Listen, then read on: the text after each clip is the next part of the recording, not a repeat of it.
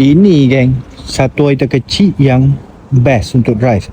Sebab dia punya handling macam go-kart, dia punya sharp.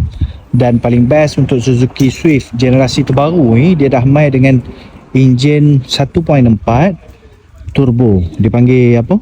Turbojet ke apa. Dan untuk unit ni special sangat buat peminat-peminat Swift. Hampa boleh nilai sendiri, dia punya jajan lebih RM25,000 geng. Untuk spoiler ni memang original daripada JRD. Bahagian ni mud flat factory, ini pun 4 keping 1,000 lebih ni bendalah ni.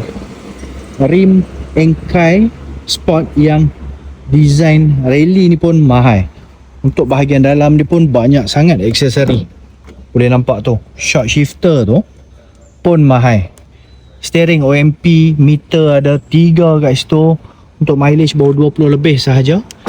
Bahagian paling best ni yang nampak biasa, tapi kalau kita tengok betul-betul nampak yang ini carbon fiber yang dah dicat color putih. So memang sangat untung siapa yang ambil unit ni, yang sukakan manual, lepas tu bajet bulanan pun tak tinggi sangat. Ini bawah 1,500 je sebulan. Jadi kalau kata hampa berhajat dengan unit Swift ni, laju-laju Roger Helmi, insyaAllah kita atok loan bagi jadi geng.